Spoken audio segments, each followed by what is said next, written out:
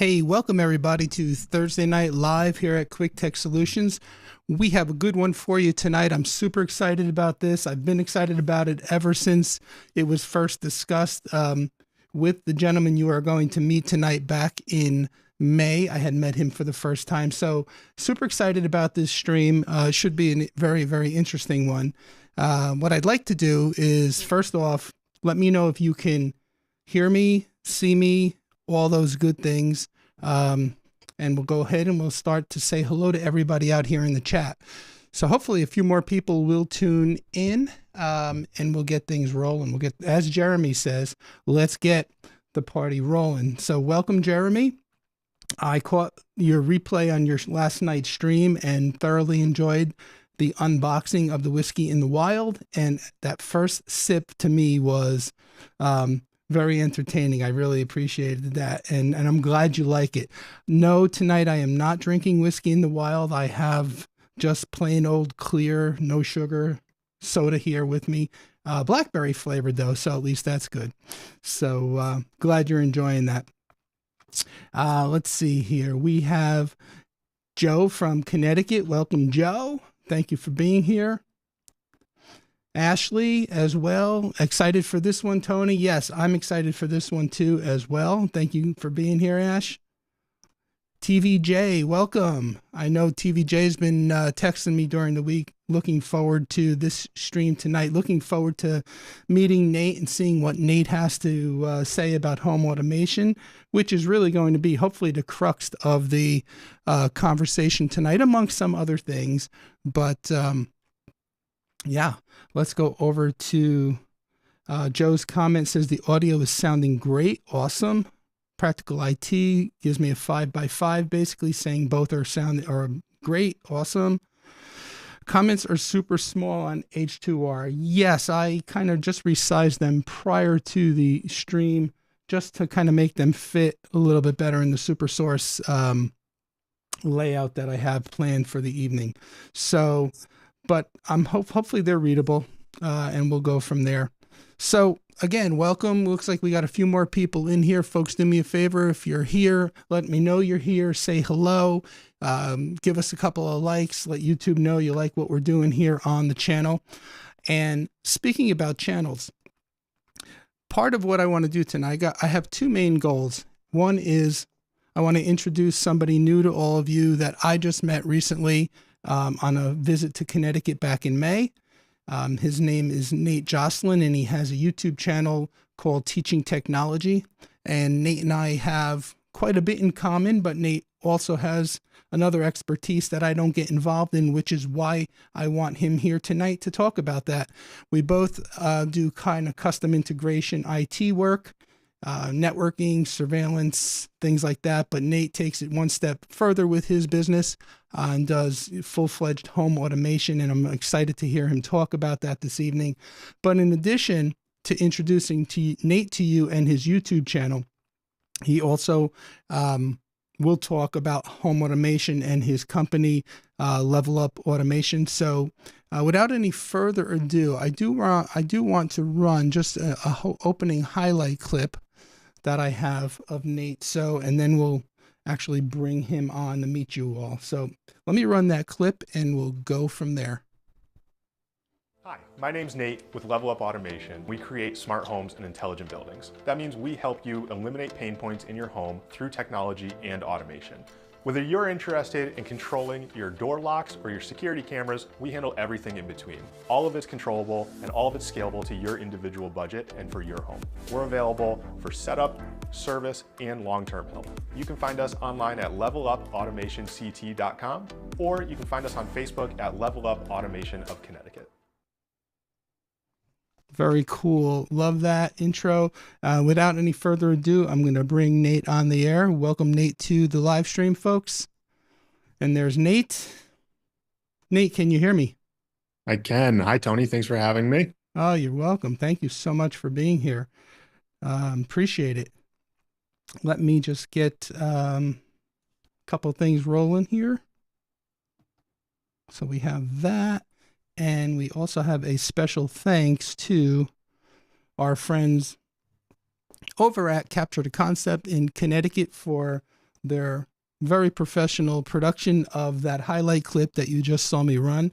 There's their information on the screen, capturetoconcept.com. So if you have any kind of audio, visual, streaming needs, those are the folks you want to speak to. So we'll let that run a few times for you and go from there. So Nate, welcome. I've been super excited about this. I mean, since we met back in May, I was totally blown away by your showroom. Like I mentioned, like I mentioned to the viewers early on, we do a lot of the same things, but you also do different things, and we're at different points as well, where you're doing this full time for your career and building a business, and I am doing this kind of part time to stay sharp and young, so to speak. Sure, so we're at different places and everything, but in the same respect, we do a lot of the same things. But I want to definitely talk about that home automation feature at the level that you do it with tonight. So I know the highlight clip was an introduction, but kind of, I guess, introduce yourself and tell people a little bit more about you, and then we'll kind of get into it. Yeah, sure. So my name's Nate. I own Level Up Automation, which we are based in Connecticut. I also run the YouTube channel Teaching Technology, where I kind of take you along for the behind the scenes of what a custom integration company does for our clients, as well as I try and share as many tips and tricks as I can. I started as a DIY in the networking field and just in general, smart home and technology at my house. And I always turn to YouTube to find tips and tricks and different ways to implement those types of services into my own house. So when we started doing it professionally for people, and we started bringing on bigger vendors and doing more involved control systems, I wanted to kind of give that behind the scenes to what goes into it, how you can pull cable in your own house, or the flip side of it is giving someone perspective if you are bringing in someone like myself or someone like Tony to come in and pull the cable or do the networking or surveillance cameras and putting in a full automation system. Maybe you got a quote from someone and it kind of will give you a perspective or an idea of what it should cost or what it can cost. In that technology world, there's a huge gamut of pricing. The spectrum is huge. So I try and be on our channel, I try and be as transparent as possible. And I don't hide costs of things. I make sure to explain how we come up with our labor charges and give you that, like the behind the scenes of what actually goes into pulling cable. Tony and I were actually joking about it before, but here in Connecticut or in New England, houses are old or properties are old, and sometimes getting cable in places is much trickier than it thinks. So you may get a quote from someone and you think the labor charge is outrageous. And then hopefully maybe you saw a video of mine and it gives you context as to why, and you watched us struggle for 6 or 7 hours to get a cable into a certain spot. And it makes a little more sense to why someone may be charging that number, or it gives you just more context of what goes on behind the scenes of something like this.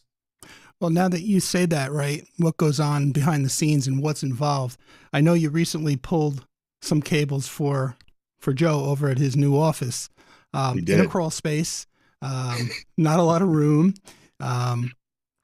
I know you pulled Cat 6A. Now, was that a decision? I know Joe was shooting for 10 gig, right? He wanted the 10 gig link between his office and where his rack was. Was that your recommendation to pull the 6A versus 6, or was that Joe? And then he also asked me to mention to you to tell the story about how you working with one reel, how you So pulled the double Joe cable. Joe had requested 6A. He had his fiber demarc was on the opposite side of the building. He moved offices inside the same building, and we needed he wanted to get a 10 gig uplink between the two. So 6 versus 6A, for someone who may not know, The distance traveled in the cable is where you're going to certify for 10 gig versus 1 gig. 6A is going to carry it significantly further. Yeah. So that was how the decision came up for 6A. Um, we his space, for example, was much more in the residential world than it would be in the commercial aspect. So if there's people on the stream that happen who do pull cable for a living, or they have been in those environments, there's a video on our channel that kind of breaks down that whole wire pulling aspect. But yeah, he had crawl spaces in between the two additions of the building that we had to navigate through. Fortunately for us, the Frontier employee who pulled the fiber originally had to do all the legwork, and I could just trace his run and follow it. So we didn't have to spend nearly as much time guessing as to where it needed to be. And another piece for his that made it significantly easier was there's Cat 5e pulled to most of the offices.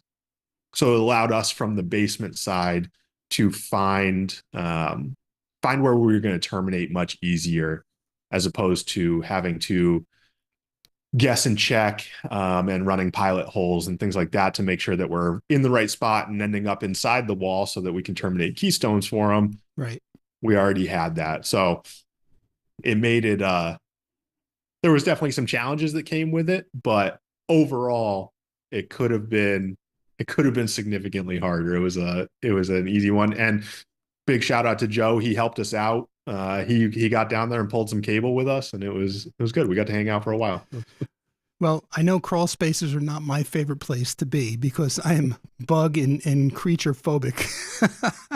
So these ones were very clean. This was nice. Yeah. I had foam on the ground. It was fully insulated. So of all the crawl spaces we could be in, it wasn't a bad one. All right. Well, that's pretty cool. And I did see that video, and that was pretty awesome. All right. So that said, right, we go out on a job. We pull, depending on the size of the job, we'll pull anywhere from 3 boxes to 6 boxes of cable at a time, like 3 to 6 pulls at a time. Our process is very old school. It's we write on the box with a marker, each box, 1, box 2, box 3, box 4.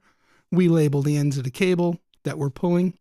And then once we get them to where we want them, before we cut them at the box, we go, okay, this is box 1. Make sure you mark that cable 1. So now you have the cable marked on both sides, and we could easily identify it.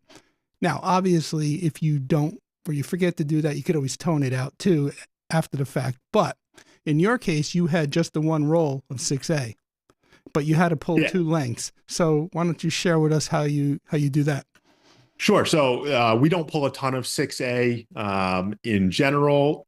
So it's not something that I keep in stock here at the shop. So when Joe reached out wanting 6A, we stopped by our local supply house. All they had was a reel as opposed to a box. And it didn't make sense to grab 2, even though we were doing 2 runs. So one of the tricks that we use when you only have 1 box or 1 spool is for the most part, all low voltage cabling, whether it's CAT or it's speaker wire or just in general 2-conductor wire. The sheathing is going to be labeled with not only what the type of cable is, but it's also going to have total amount of feet in the box or on the spool, as well as how many feet remaining. So what we did is a 1,000-foot spool. We pulled our first run, dropped it to where it needed to be, went back and pulled our second run. And when I was terminating them, I asked Joe, do you want me to label them A and B so that you know which is which? He said, how are you going to know? And what we do is we just do the math backwards on that run at the end. So the first one started at 1,000, and let's say it ended at 800. I know that's cable A. And the next one that started at 800 and ended at 6, I know that's cable B. We do a very similar system when we do a new construction. We pull 6, 7, 8, whatever, how many boxes of cable we're doing. We use a dot system as opposed to numbering them. So we'll do 1 dot, 2 dot, 3 dots. Gotcha. Just so we can mark them easily. Another tip that we do all the time is when you mark the end of the cable. So if it's cable number 2, I'm going to put 2 dots on it. but then I'll also go back 6 feet on the cable and put Oh yeah. another 2 dots. Oh And yeah. then I'll go another 6 feet back and put 2 dots, because when you're pulling, whether it's new construction or not, it is inevitable that your Sharpie is going to get pulled off, Yeah. or you're going to tape over it when you tape it to a pull rod or something like that. And there's nothing worse Yeah. than finishing and having to go back and tone out cables because you forgot or you missed or whatever happened. It was hot that day and it was Yeah. so marking your cables in multiple locations is probably one of the biggest tips. And then having that fail safe of you can just do the math backwards on the number of what is listed on the cable for the amount of feet remaining. Yeah. That's cool. Makes it saves you a lot of time and can really optimize how quickly you can pull cable, which for me is everything. How quickly can we get in, get out, and make sure it's to the standard that I expect? Right. If you don't label them, Yeah. it's double the work. Yeah. We do exactly the same thing, even with the numbering system. We will number one, go a couple of feet, one, one. We do, I put about 4 or 5 on, yeah. So, Yeah, because for yeah, exactly the because reasons that you say. you pull it through whatever it is. I mean, if you're pulling cat, you're gonna drill like a 3/8 hole, um, and there might be a bend or a corner or something like that, and it rubs, and all of a sudden you've got you've got no label on your cable anymore. Absolutely. Hey, every once in a while in the conversation, Nate, I'm going to refer back to the comments Yeah, of because course. they're coming in as we're chatting, and so let me do that real quick now. I see my wife Lisa is here. Hey, Lee, thank you for joining. Pleasure to have you. Everybody's saying hi to Lisa. Joe says Nate looks and sounds good. Awesome. Happy to hear that. Um, Everybody's saying hello, Lisa. Hey, Lisa. Joe asks, what was the favorite job you ever worked on? Is a question from Um, Joe. let's see. We have a job that it was probably about a 6 to 7 month project that we worked on that is um, full control system, full lighting, network, security, audio. We ended up doing everything for them, which was great, and it was a new construction. Um, it was roughly a 10,000 square foot house, but the seeing it from start to finish conceptually was probably what made it my favorite job to start from. Normally, it's not all the time that we get all of it in one shot. A lot of times we get called in and someone else did it, or the electricians pulled the cable, Right. or whatever it is, and we only get a partial piece of it. If we get to design and implement the entire system, um, it can be it's much more gratifying when it's finally done. So that was and we'll jump into some of the control system side of it later, but that was a full Savant lighting job. So the control system was Savant. All the lighting was tied directly back into our system. Everywhere you went in the house, you have touch screens on the wall. You can Yeah. control everything from a remote, from your phone, voice activate. It was a cool job. It was Now, the funny thing is, you really got to be into that to want all that, right? I mean, I could tell you right now, my wife would be like, "Oh hell no," you know. So, but you definitely see a market up there where you are for what you're doing, obviously, which is going to lead me into another a small conversation that we had back in May, real quick. But go ahead on that. Yeah, it does. It exists in all facets of it. So don't get me wrong. I would love if someone bought everything all the time and we got to put in these big crazy systems, but it's not always the case. We get a mixture. We get some people that just want some basic control of maybe some exterior lights on a vacation home so they can turn them on and off remotely so it looks like they're home. Um, all the way to full control systems where you press one button and the theater turns on and the lights dim and the specific music comes. So we handle the gamut. We it's not but it is not every day. More often than not, that situation, we have a couple come into our showroom and we ask what they want, and they're divided and split, and one person wants the world and the other says I don't want Right. If the Wi-Fi goes down, I want my lights to still work. So Exactly. there's a Exactly. mixture.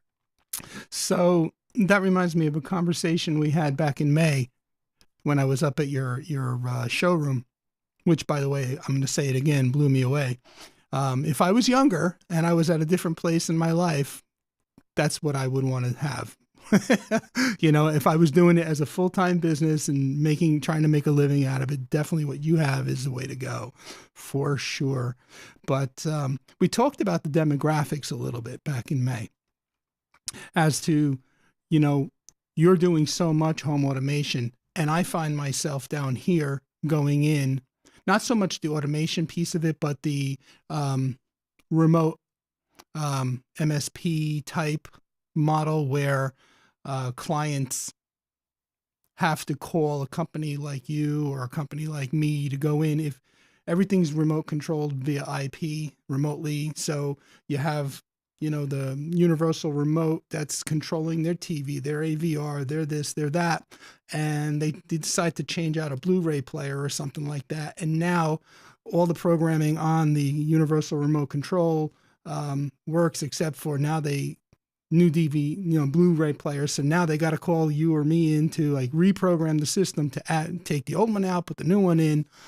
I find myself down here, the demographic is I go in and I end up ripping all that stuff out because the clientele down here is older, right? They don't want all that fancy tech. They don't know how to use it, to be quite honest with you. And we're like, most of the clientele that I'm servicing are coming from the Northeast, coming from your area. They're selling their homes, coming down here with huge money, buying these monster homes, but they have these other companies out there that are like putting in all this stuff that's way beyond them, way over their heads. And they're so frustrated all the time with using it. So it's sometimes like Arachnus is another one that is part of that whole control, which we'll talk about a little bit later. I end up ripping that stuff out because I end up putting either edge routers, Ubiquity gear in, and just simplify that whole process for them. But the bottom line is they're selling up by you, coming down by me with the money. And then like you said a key point to me back in May. It's like, yeah, and the people who are buying those homes that the older folk are selling are the younger generation who are more into all the advanced automation and things like that. I mean, that you still find that to be true. Yeah, we do. We call them refreshes here. So we have a pretty large influx of houses that were built in 90 to 2000 that have a good have the bones for whether it's distributed audio or a theater system or anything like that. And then we come in and we update it to 2024. So we're pulling new cat lines for people. So we do see quite a bit of, I would say primarily our business is retrofit. We do a good amount of new construction, but mostly it's retrofit applications in that exact scenario. So it's someone buying the 3,000 to 5,000 square foot home. It's their second home. It's not a starter home anymore. They're in their 30 to 45 range and they're working from home. They need the reliability of the internet. And then when we're in there, they see what else we do, and we end up typically adding on because they have someone there who can do it and can service it, and they're not left to their own devices to figure it out. So a point that you had just said was they get frustrated by the amount of technology that's in there and they don't know how to use it. It's something that we actively try to avoid here. So any clients that we work with, we have a consultation with first to find out the level of tech that you want in your home. Whether it's you want the full boat and you want everything, that's great. But we do try and be transparent and explain what comes with that. It is technology. The internet is going to go down at some point. There are going to be frustrating pieces. We do have a lot of clients that we get takeovers for where they have a ton of different high-end systems in their home. They don't know how to use them. And that's something that always kind of when we started, it was what we wanted to avoid is we want our clients to know what they're getting, why they want it, how to use it. Yep. But yeah, we do a lot of retrofit, and we do a lot of refreshes of existing systems So and bring them up to speed. let's role play for a second, because it's kind of the question I have is kind of along the lines of what you're talking about. And then we'll get into the meat and potatoes of the night. But I'm a customer. I walk into, well, I know your showroom's by appointment anyway. So we've made an appointment, but we haven't Sure. met yet. I get there, I walk through the door. I say, just built a home. It's all done. And I would really like to have a smart home. What happens next? I want a smart home, Nate. What can you do for me? What Sure. happens next? Explain Um, how you handle that. yeah, before I internally think to myself, I just built a home. It's too late. But we use we use an internal document that we have here. We call it the playbook. So Okay. it is an 8.5 by 11 piece of paper that lists all of the services that we do intentionally with no brands on it. I use the term brand agnostic with it, Mm-hmm. and I ask you what you want out of the house. So you can go through and we can make check marks right on the things, and then we work backwards from there. So tell me what your dream out of this list of things, what your Right. dream products are in this house, and let's work backwards to see whether it's feasible, whether it's inside the budget that you have, whether it's do you want to be able to talk to the house? Do you want to just control it from your phone? I find that's the biggest kind of like hinge point for people is whether they want to just control it from their phone or they want to have a fully integrated smart home where they can say a command in the house and it happens, or they can Right. go to a panel on the wall and they can select that room for different features, whether it's your shades going up and down, or it's the lights, or it's the audio. Right. I feel like if someone tells me that they want to just control it from their phone, I get more information out of that than just that you want to do it from your phone. It tells Sure. me that you're adept with your phone and you're perfectly capable of controlling things, and an app isn't going to bother you. So then I'm immediately going to think that a control system that has a nice UI and is app based is going to make more sense for you, as opposed to maybe you're not as comfortable with the phone and we need to put wall switches in that have an Right. on off or things like that. So but yeah, the main question is we start with what our playbook, and we ask you what you, in a perfect world, no budget in mind, Right. tell me everything you want, and we'll work backwards from there. Everything's possible. We can make anything happen with just about any budget. We just need to set the right expectation, whether it's we do it through Home Assistant or Google Home or an Right. Alexa type product where it's like an entry level DIY system, or we go all the way to the top and we do a full Right. integrated control system. You just tell me what you want it to do, and we'll point you in the right direction from there. Gotcha. Great answer, by the way. Well, yeah, and then that leads me to my next thing. And there's so many different levels, like you said, entry level, a couple of smart plugs in the wall, maybe replace a couple of light switches with a Leviton switch or a Lutron switch, right, and just control it from either Alexa or Apple HomeKit or something like that.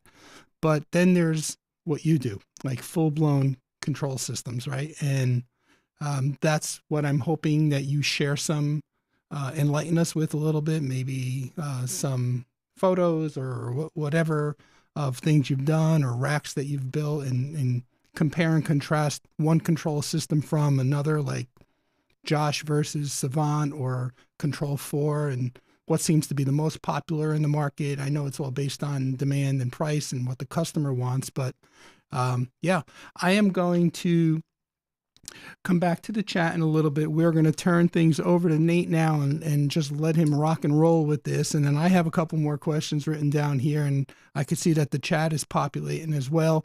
But we've been live for about 30 minutes, so let's not keep them waiting anymore on what they came to hear. How's that sound?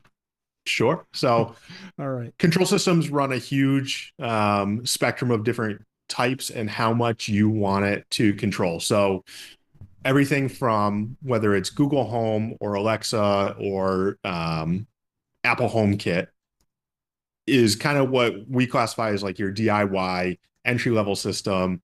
Whether you want to just control a couple lights, you want maybe your door locks and things like that. Anything that's more on the lines of an IoT product is controllable by those. Not to saying the high level system won't control those, but we typically find you will get more. Um, you can control more basic products through systems like that.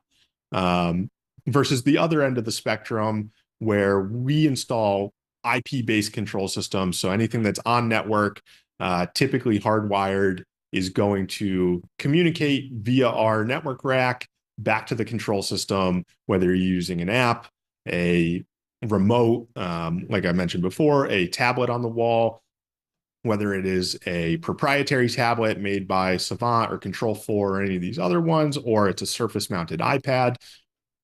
All of those are going to be a more high level system that isn't reliant exclusively on Wi-Fi, which is one of the big things that we find. So on the high level control systems, we do 3 different control systems here. We do Josh AI, which is our preferred system that we have been doing the most of recently. Josh AI does a very good job of controlling existing systems in a home, whether it's Lutron, Sonos, your entire AV setup, so home theater, your TVs, things like that. The benefit of something like Josh AI is it's not incredibly hardware heavy. So some of your other control systems, there's quite a bit of hardware that needs to go into the rack to control those different things. Whereas Josh runs more on a software model. So the voice control module that comes along with it acts as the brain as well, and gives you a very nice UI to go through and use, setting things like scenes in your home. So the term scene is pretty universal across any of the control systems. Setting a scene, for an example, in the showroom that we have behind me, we have a home theater right there. I can press a single button on the wall, on the app, on the remote that's labeled movie time, and all of my overhead lights are going to turn off. The up lights are going to change to a different color. My AVR is going to kick on immediately. The amp's going to turn on, and it's going to go to the selected Blu-ray that I have in automatically, all done with one single button press. The thing that comes with scenes and or high level control system is that all has to be programmed, as opposed to more on an entry level or a DIY control system. It's as easy as putting in your phone and selecting the thing that you want it to control.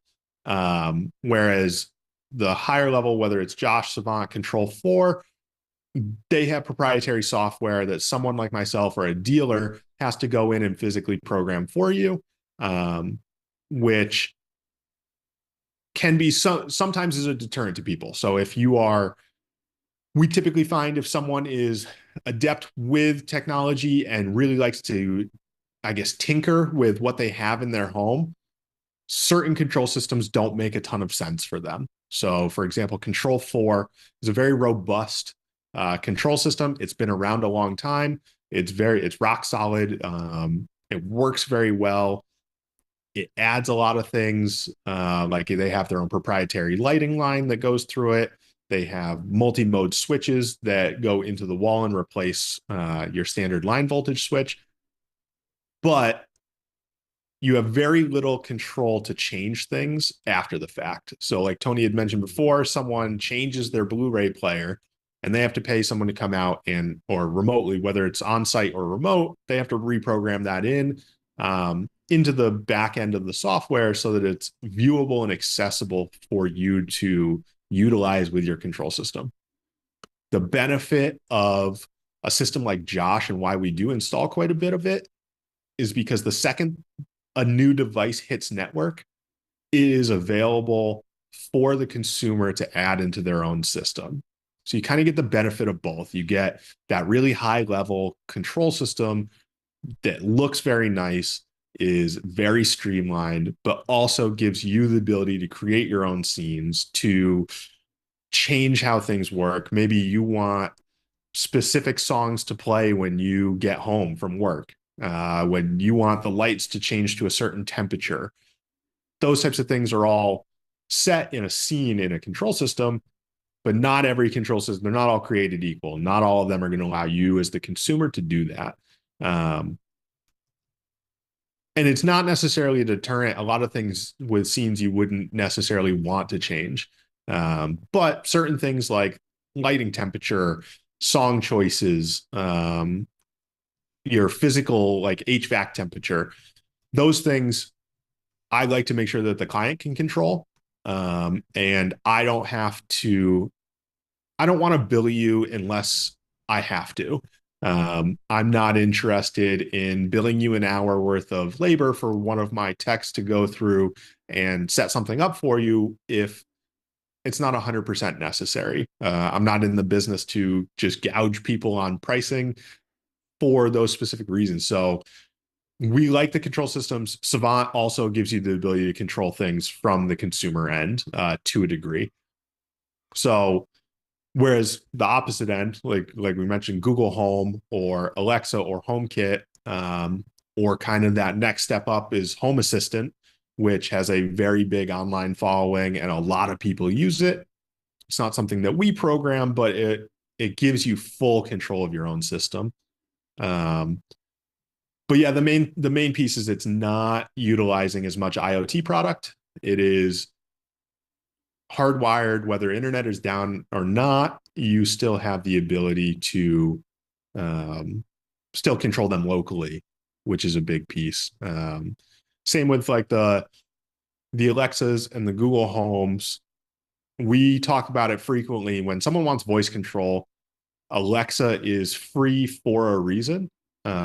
It's not keeping your information to itself by any stretch of the imagination. Whereas a system like Josh AI is all local. It is not actively selling your data. It's not going anywhere. So when you speak to it, I would do it, but my whole showroom is going to light up if I use the command. When you say the word to speak to the control system, that's all local, and it's a completely learning software. So if it doesn't pick up a phrase that you had mentioned and you email us and say, hey, I'm having a lot of trouble with how I say this, it doesn't pick it up, we on the back end remotely can just go in and see where it failed and adjust and change it and say, this is the word that he is saying, and it will pick it up immediately. And then the nice piece on that side is Josh has built in what they call Josh GPT. So if a song is playing in your house, you can say, Josh, tell me the background of this song. And it's going to function exactly like ChatGPT is, where it's going to give you a full range of information based on what you want out of it. So we obviously prefer to do the high level control systems, but we work with everything. We'll set up an Alexa for someone if that's their preferred route and that's what they're comfortable with. At the end of the day, I'm not going to be in your home 100% of the time. Right. You are. So if whatever you're comfortable with making work, we'll support you with that, and we'll install the products that make the most sense for you, because I don't want you to be frustrated with it. I don't want you to get to the point where you call another person like Tony and say, hey, come rip this out of my house. Like, it's just, that's not our goal. I think technology should enhance and improve functionality in your home. I don't think it should be a hindrance. And it's a slippery slope. It can get out of control quickly. And you bring up a good point about being local, the info being local versus being out there. It's kind of like why most people in the tech area like us have their own local NAS server versus, using a Google Cloud or something like that, but do you find it difficult to explain that concept to the average person, like the benefits of it being local? Most people probably don't even realize the danger they're putting themselves in with the Alexas and the Siris and the things like that, you know? Yeah, I mean, to be fair, that's pretty much my pitch right there. When someone asks me what's the difference between using Josh, for example, as opposed to Alexa, I use that exact line. There's a reason Alexa's free and Josh isn't. Um, they're not doing it because they're just nice guys. Bezos doesn't have Yeah. multiple yachts because he's a nice guy. Like there, it's free for a reason. And I guess I do have another point that we'll make for people, or if someone asks me a similar question to that. Prior to this business, I was in the wireless world. So I worked directly with Verizon for years in a franchise system, and we had a customer come in who used Google had a 411 system for quite a while, that was free. So 411, for people that don't know, is $1.99 a minute. You can call, you can get information. It's the same as Googling something, but Google put out a free one for quite a while. And this was before Google Home came out. And then after about 18 months of it being free, it was stopped. Client came in, they were upset that there wasn't there anymore. And then lo and behold, 6 months later, Google's voice activated servers came out because it was just actively collecting voice samples so that they could train their system to grow. So it's not a handout. Google and Alexa and all these other systems, if you're using them and you're putting your voice out there, it's out in the ether. Yeah. So Yeah. using a local system is beneficial if you care about it and it's something that your privacy is something of a concern for you. There are options out there that are not openly going to a cloud. Yeah. I have one more question for you, and then I want to go back to the comments because, like I said, they were piling in before you got started with the different home automation platforms. But out of the three that you mentioned, do you have a favorite? Right Like, now, I mean, we really enjoy Josh, okay. from our end. So Savant, for example, there's quite a few hours that go into programming a system in a full scale deployment. Whereas currently with Josh, once we deploy it into your network, anything that has an IP address that Josh can recognize and utilize, it pulls it directly into the system for us automatically. So it's really streamlined the amount of time that it takes for us to deploy a system, which at the end of the day, we're a business and time is our biggest asset. So that, and it works really well and it looks nice. UI is a big thing for me, how it looks and how it functions. And if the software is pretty, in my opinion, you're going to get more, you're going to use it more. So Gotcha. I would say we don't install a ton of Control 4. It's just not my preferred. From the back end, the programming side is just more difficult in my opinion. So we don't do a ton of it, but we are Control 4 dealers, and when we get a system that someone needs help with or they specifically request it, we will install it. Okay. Very cool. All right. I'm going to go back and try to catch up with the comments. So some of them might not be relevant to the most recent part of the conversation, but to things we talked about earlier. So it's kind of be jumping all over. Sure. When you were talking about pricing, TVJ comments that he likes the fact that you discuss pricing. He also goes on to say he's surprised. We talked about Joe requesting the 6A versus 6. He writes here, I'm surprised that he didn't ask for Cat 7 or 8. We do get it requested. We've had people ask for Cat 8, and we typically just have to have a conversation with them about the pros and cons. And yeah. Oh, I hear you. And Joe has a comment here about getting himself stuck in the crawl space. But all right. So TVJ says, after going into a crawl space with my dad as a kid, I'm never doing it again. Yeah. And the ones down here in North Carolina are not fun, especially on the older homes, like that home I was telling you about earlier and before we went live. Yeah, not fun whatsoever. Let's see. My My wife says you definitely don't want to be in a crawl space in North Carolina for sure. Joe's comment on the gauging the length of which cable is which based on the length math by feet system. Ashley's saying, hey, Nate, hello. Let's see. TVJ, do you use the control system the client wants, or do you have a vendor that you use exclusively? I guess you kind of addressed that. So, but if you want to elaborate on that, I mean, yeah, we like I mentioned before, when we run through that playbook, I don't list any brands on it. I want to know how you want to control the house, and I'm going to make a recommendation based off what you tell me you want to do. So whether it's you want to put Alexa into the house and you want to have some basic scenes, or you want the full-blown control system, I have no preference. At the end of the day, I want you to be happy with the system that you bought, and I want it to improve the quality of life in your house. I don't want it to be more difficult than it needs to be. That being said, some products that people ask for are not possible with an entry-level control system. So you want full Lutron lighting throughout your house. Lutron is what I would consider a premium brand of product. right. It's not going to integrate into a Google Home or an Alexa. It's you have to do something a little more involved to get that piece. Or you want your home theater, like that scene that I walked through where we press a button and Top Gun starts ripping on the theater. That's just not going to happen with a DIY system. You can get close, but it's just not going to be as seamless. So but no, to answer the question in short, no, I will put in absolutely anything that you want, within reason, outside of Home Assistant.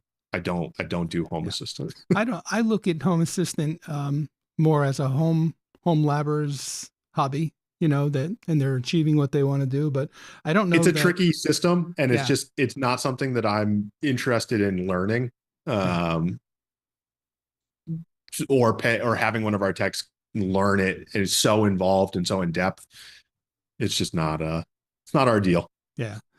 Talking about doing whatever the client wants. I don't do home automation at all on the level that you do, but I did have a client a couple of years ago, maybe 3 or 4 years ago, confined to a wheelchair, had Alexa all over his house already. Like he had probably a dot or something like that in every room, and wanted to control every single light in his house with his voice, using his Alexa, because that's what he knew. So we went in, I think we replaced like every single light switch with Leviton light switches, sure. The smart switches. They're controllable with Alexa, and, we satisfied what he wanted, but that's about the level of home automation that like we get involved in. You know what I'm saying? Well, to that point, we get called in a lot for people that dabble. So they're in that DIYer category or the prosumer category, and they like it and they put it in, but they hit this wall where all of a sudden they've put in 30 IoT light bulbs, mm-hmm. and their network can't handle it.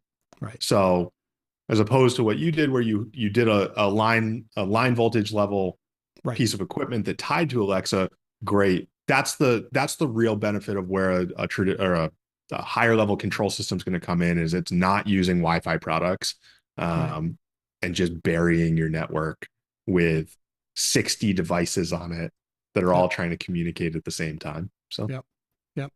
Let's see. We'll keep going through the comments. I'm going to say good evening to friend and client Dick Rooney. Dick makes it a point to join me every live stream.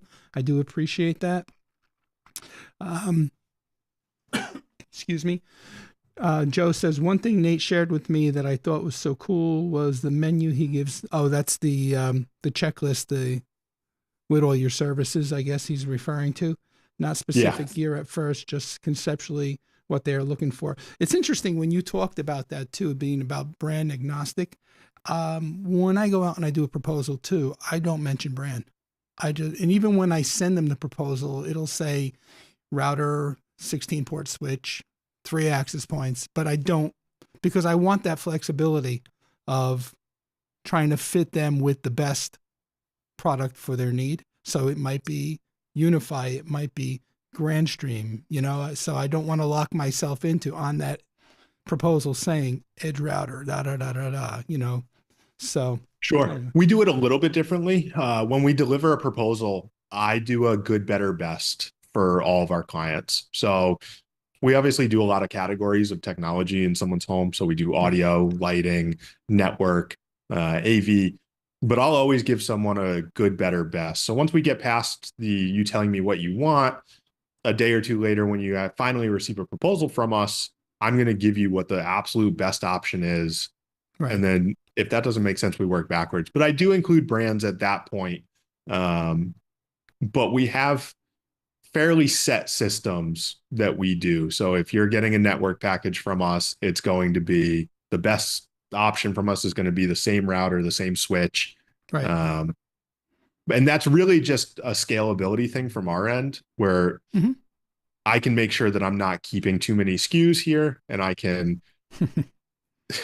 we're not missing things. I mean, it happens. Today we put in an NVR and I forgot to put a hard drive on it, and it is what it is. But if us having like a specific set of products that go for each system helps on our end for making I would imagine, especially at the volume that you're doing. So, all right. So next we got a question for you, Nate, specifically from Jeremy from the Practical IT channel. Jeremy asks, do you see power over Ethernet lighting becoming a thing for home environments, or will it stay primarily in business enterprise? Great question, Jeremy. That's an awesome question. I think it's huge. I think it's going to completely take over residential new builds in general. So we actually have a project coming up in 3 or 4 weeks. When they break ground, all of the lighting in the entire home will be DMF lighting, which is not necessarily PoE, but it is all run over CAT back to a central station in the basement. I think it's going to completely take over how it's done. From someone in my position, so we have an electrician that we have partnered with that does all of our high voltage side of things.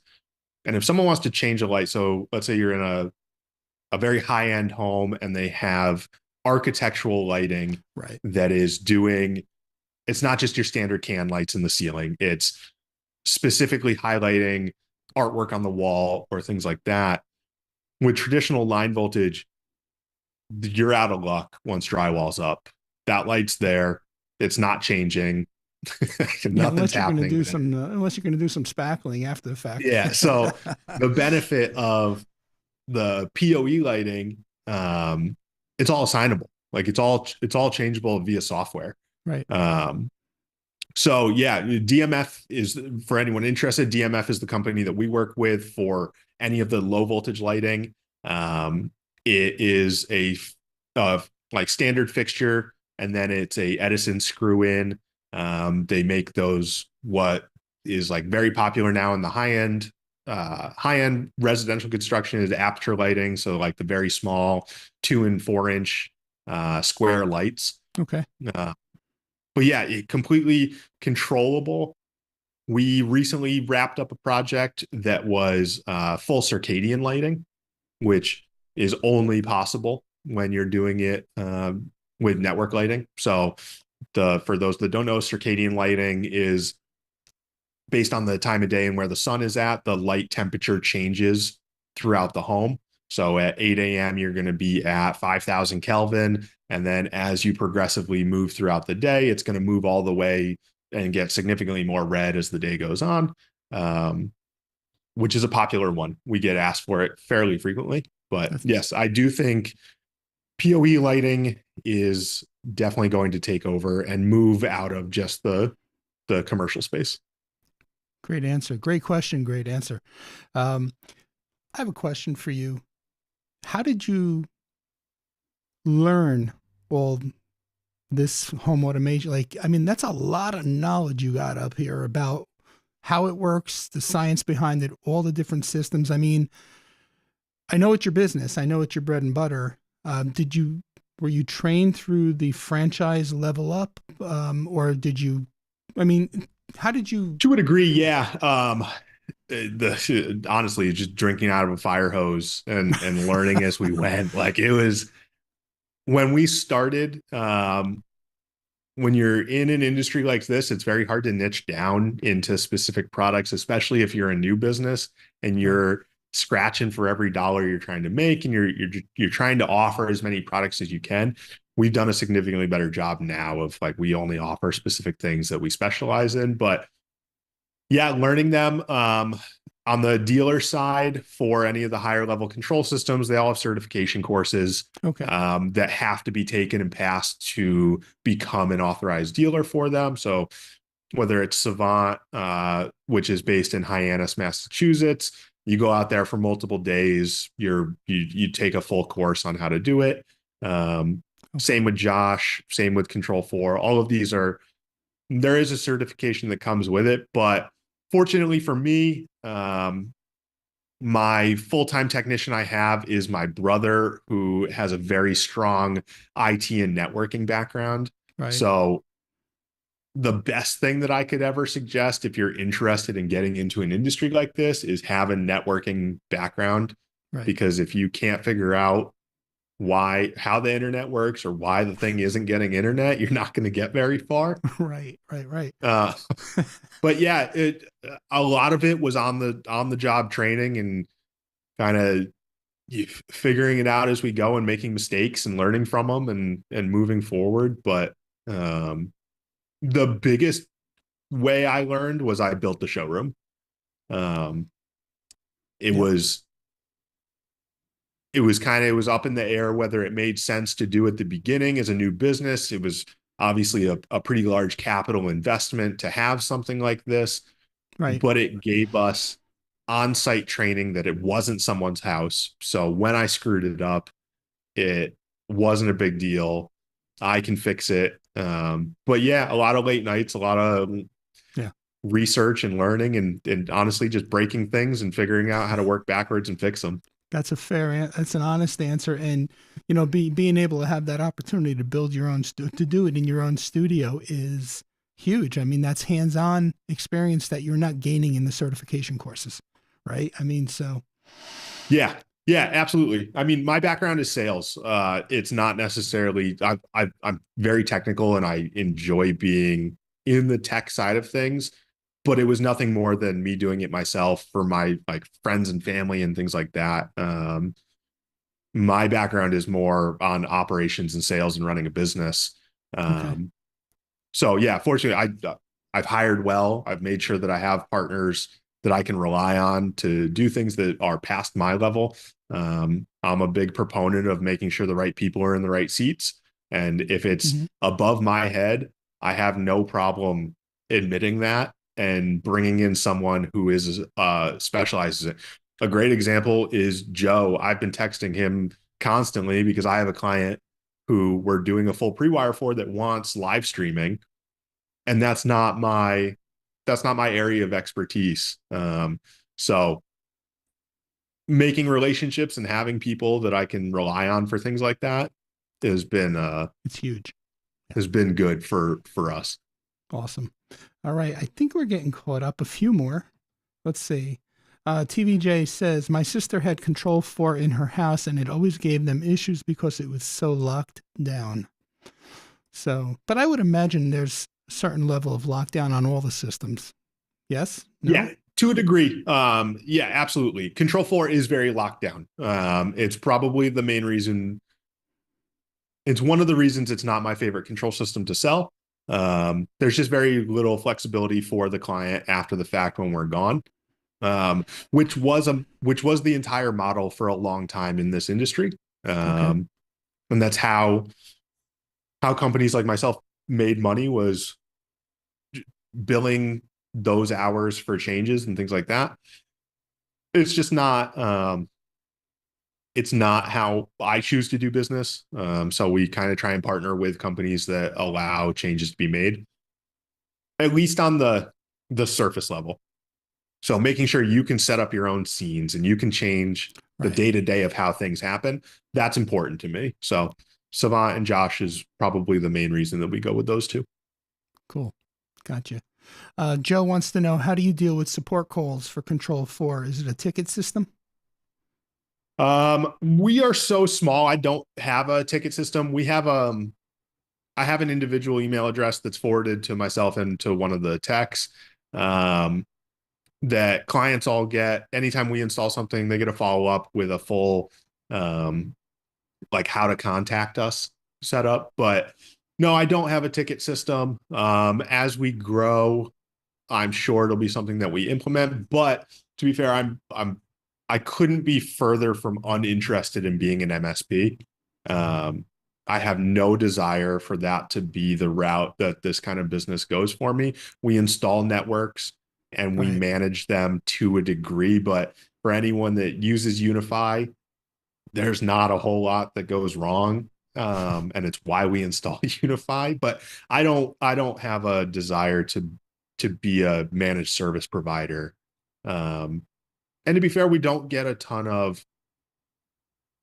We train the homeowner as much as possible before we leave, and we offer a full follow-up where either myself or Pat will go on site and just spend a 2-hour block teaching you how to use the system. So that you don't necessarily, you don't feel like you're stuck and you have to call us. But yeah, no, I don't have a ticket system as of now. I'm sure we will grow to a point where that's required to some sense, but no, I'm sure my brother comes from the IT world, so I think he'd be pretty upset if I put a ticket system back in, and he has 50 to 100 tickets looming over his head every day, he had previously. So. Oh yeah, no, not too happy with that. We had that in the school system, and it was no fun. But all right, Joe also wants to know, for Josh AI, where is the AI? Is it on their server or on prem? But I think you kind of addressed that. Yeah, so it's internal. It is cloud based. Like anything that's connecting to the internet, as far as the control system goes, is going to be cloud based because you're controlling it from a phone outside of that network. Right. The AI portion of it, they are referring to their Josh GPT that's built in. So being able to essentially have Chat GPT at your fingertips via voice in your home is what they're referring to there. But yeah, it's cloud-based still. So it's just, they're not, it's private as opposed to as private as you can get, I guess.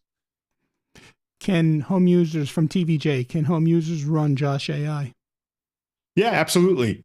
You do need equipment that you need the brain. It's called, they have a few different models that they offer depending on how many products you want to control. So whether it's someone local or someone like myself, you would find an integrator that's a Josh dealer. They will provide you with the most common one we do is called the Nano or the Micro, which is a surface mounted, or it lives in the rack or wherever you end up putting it, little module that acts as the brain for the system, and then you get a full app built in with it. Cool. Do you, I know you have a couple of photos, because we were testing the screen share earlier off stream. Do you have a photo of a rack with Josh AI stuff in there, or something in there that you can talk about? Let's see. And then let me know when, well, I'll see your screen share and then I'll bring it live. Hopefully everybody can see that. So yeah, this is a rack we recently finished up that this has a Josh AI system in it. It is, I guess you can't see my cursor. That first Sonos amp that you see in the back behind it is the equipment from Josh. It's not a rack mounted piece. There is rack mounted options. But this customer was controlling under 100 devices in the house, so it wasn't necessary to run an actual rack mount.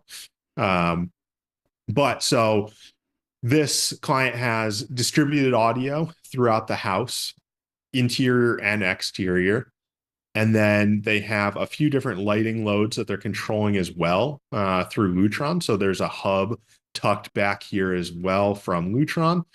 And then Josh is communicating with all of that because they're wired into the switch and they're on the local network. So all of those Sonos amps are hardwired into that switch, as well as the Lutron hub. Let's see if I have. Oops, sorry about that. Let me get back to that.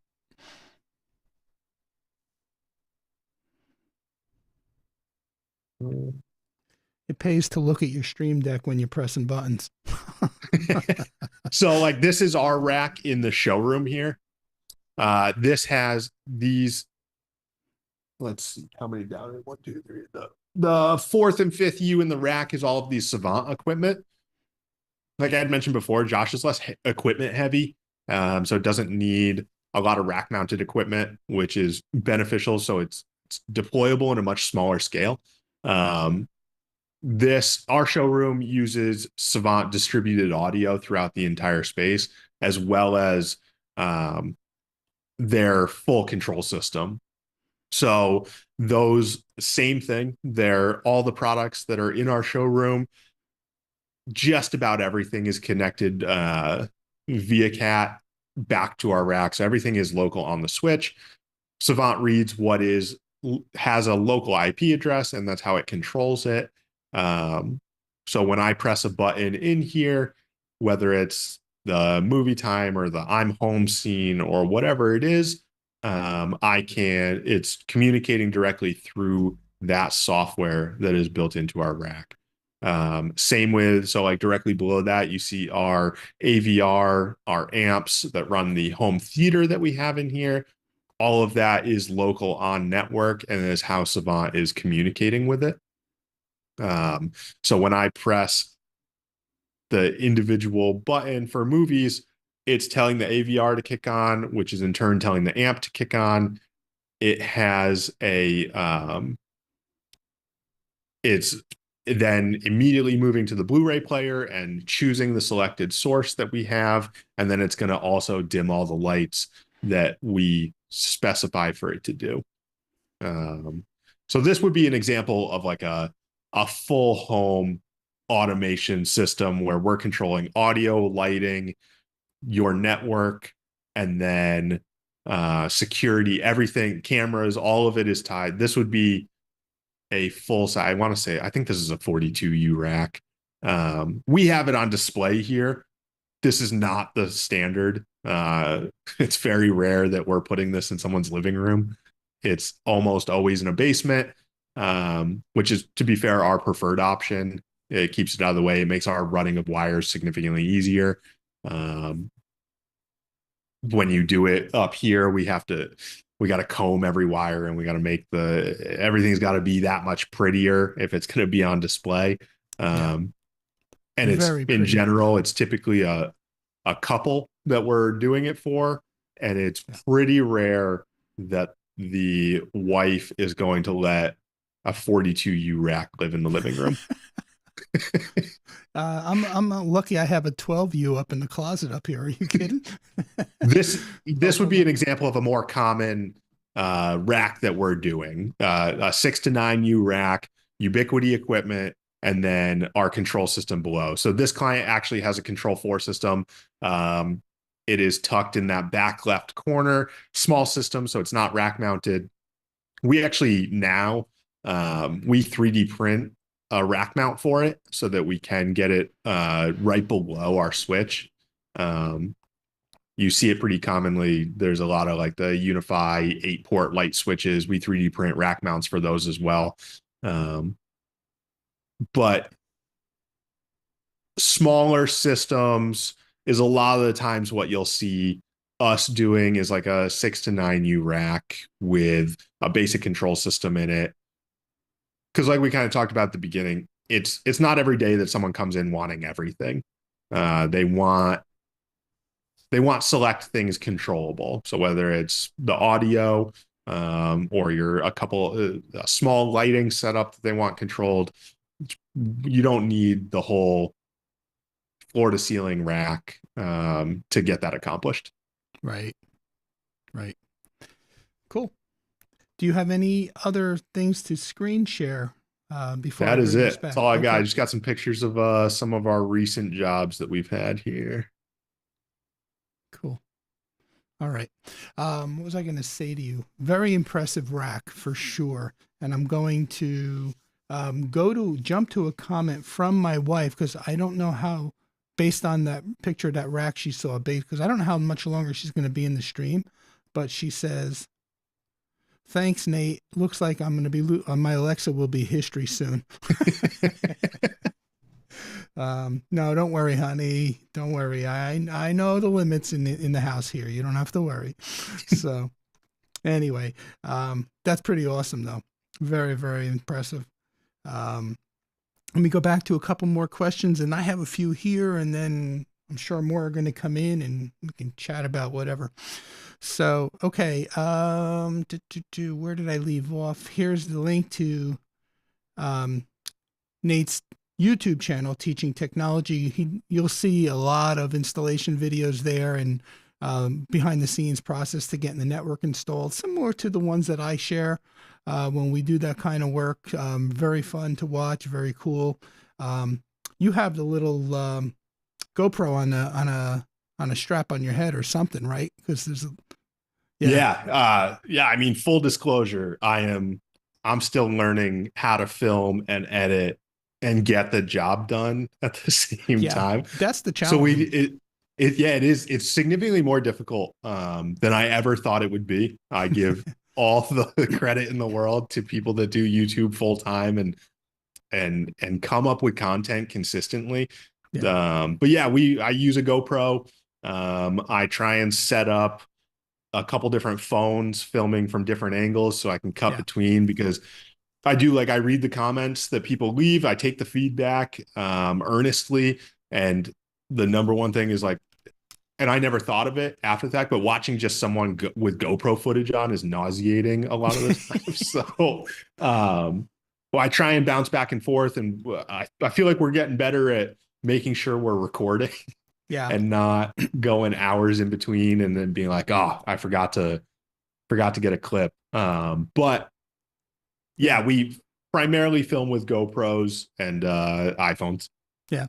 You know, it is tough to that point that you said about trying to get the job done, but yet also thinking about your YouTube channel and content and how can I use this, right? Um, Everybody's different. I mean, I finally gotten to the point where I will, because like I find it difficult and I also find it boring watching a cable being pulled, right? So what I'll do is we'll get the cable pulled, we'll get everything pulled, and then I'll go around after the pre-wire and say, all right, and I'll just highlight everything with the phone. This is what we did here. This is what we did here. This is what you're looking at here. And I'll just kind of show all get clips of the rough in after it's done instead of us actually like trying to do the work and film. And then I do the Yeah. same thing when we go in and we do the trim outs. Like next week we have a trim out coming up and I'm just going to I still have the before footage that I filmed during when we did the pre-wire, which I haven't released. And now I know going into trim out next week, I'm just going to do it. And then I'll try to remember the shots I took, take the same shots, and then like kind of in the video, morph one into the other, like before and then after, and explain it with a voiceover. Because it's Yeah. like, it is really difficult to try to do the work and capture what you're doing recording wise. Yeah, So, it's hard. And it's hard to kind of know what people want to see. Like to me, same thing. So pulling wire is only like it's the same thing over and over, but we do a ton of it. So it's like, yeah. do I continue to film that? But like, how many times can someone watch me do a time lapse punching down 24 keystones? Like Right, right. to me, that seems painfully boring. Yeah. I can tell you from the guy doing it is painfully boring. Yeah. I mean, like we're sitting on a paint bucket, just Yeah. clicking keystones in like, but we have gotten positive feedback on some of the videos and Oh, yeah. the ubiquity content that we do does the best. Unfortunately, we're not just a networking thing. We don't do as much ubiquity stuff Right. as the other products, but um yeah, filming it and making sure that I'm like trying to think 10 steps ahead of how this is going to look on camera and how I can edit it together. Yeah. And that's the Exactly. other thing is if you do a pre-wire and a trim out, a lot of times that's 4 to 5 months in between 100%. that. So it's like that's a long lead time on a video coming out Yeah. for like one specific thing. So You know what's very helpful though, at least for me, because like you said, it could be 4 to 6 months in between.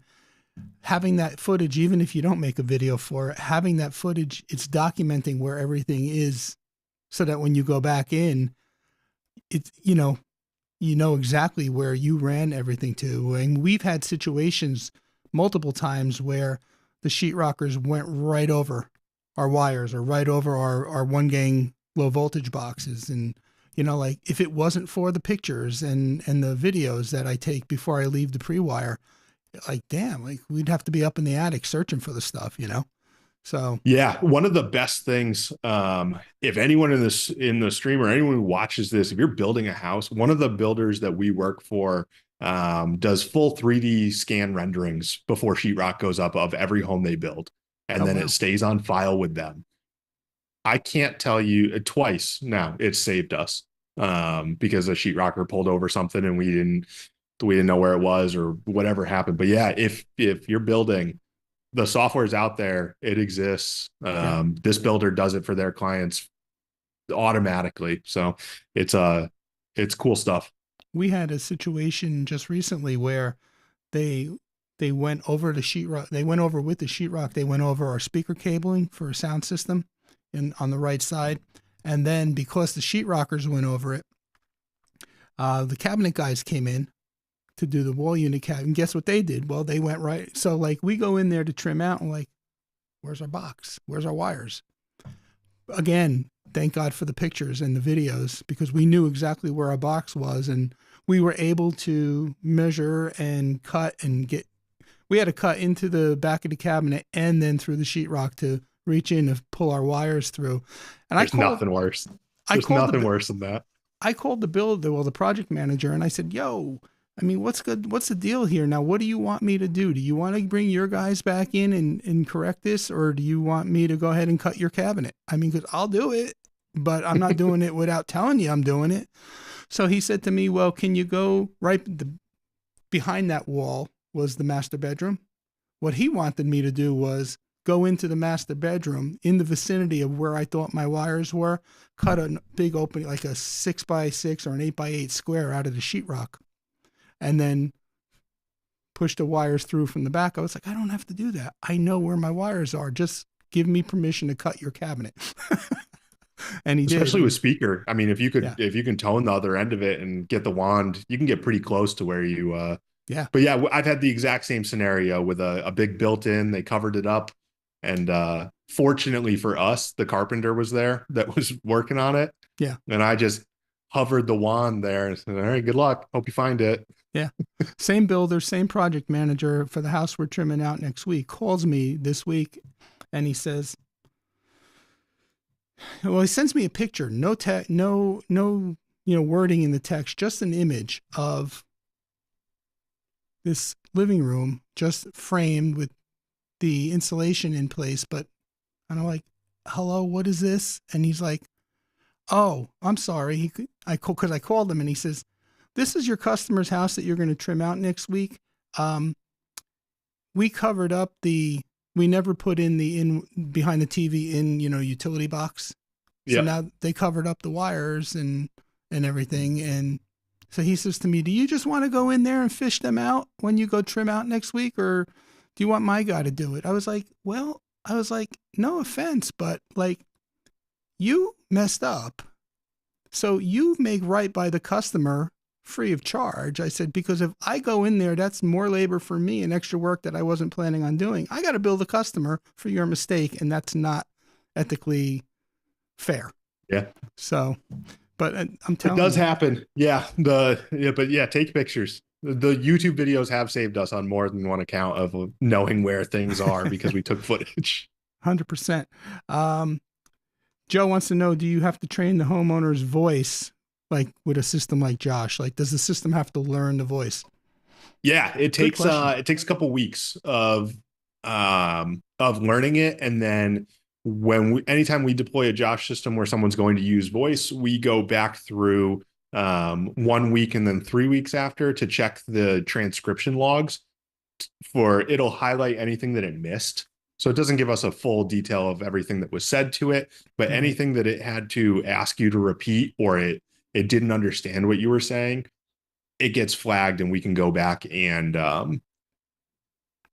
deem it whether it was just they mumbled or whatever it was, or maybe they have an accent.